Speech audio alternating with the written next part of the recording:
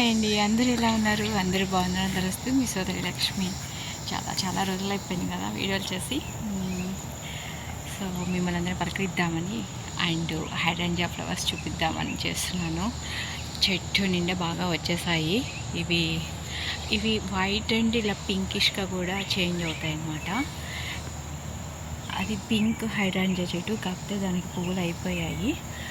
వాటిని కవర్ చేసేసింది ఇది. వీటిని మేము బాగా ట్రిమ్ చేసేస్తామండి పువ్వులు అయిపోయినాక. కానీ మళ్ళీ చూడండి ఎంత పెద్ద చెట్టు అయిపోయిందో. సో ఇవన్నీ కట్ చేసేసుకోవాలి తర్వాత. చూసారా ఎంత పెద్ద పువ్వు అది, ఎన్ని వచ్చాయో గుత్తులుగా. ఎంత బాగుందో కదా అసలు. అలా నేను డెక్క మీద నుంచి అలా ప్రతిరోజు వచ్చి ఇలా చూసుకుంటూ ఉంటాను ఈ పువ్వులన్నిటిని. ఎంత బాగుంటాయో అసలు.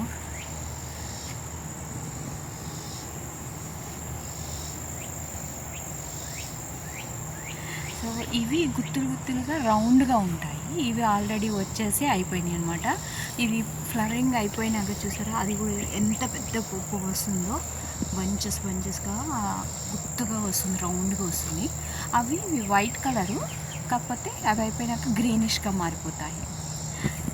ఇవి బ్లూ హైడ్రాంజియా అండ్ ఈ రౌండ్ ఇవి కూడా హైడ్రాంజియా వైట్వి సీజన్ ముందే వచ్చేస్తాయండి. కాకపోతే కొన్ని ఇప్పుడు వస్తున్నాయి, కొన్ని అక్కడక్కడ మంచిగా బ్లూ కలర్లో ఉన్నాయి.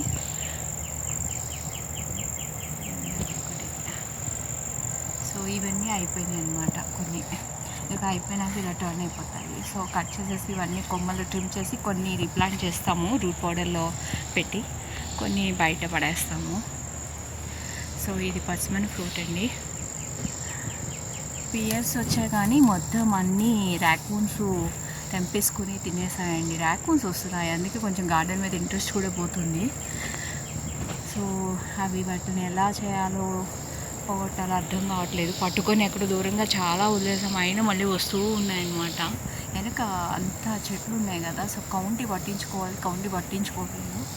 సో దాని మూలంగా బాగా పెరిగిపోయింది. ఇది చూసారా ఈ హైడ్రాంజియా ఎంత బాగున్నాయో.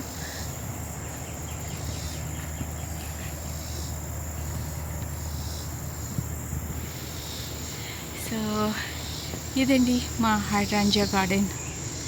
మీకు నచ్చిందని అనుకుంటున్నాను. అందరూ బాగుండాలని కోరుకుంటున్నాను. Thank you for watching.